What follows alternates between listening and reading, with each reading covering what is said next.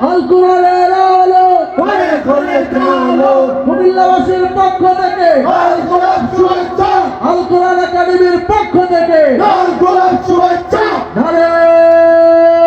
তাকবীর صوتك جميل بسم الله الرحمن الرحيم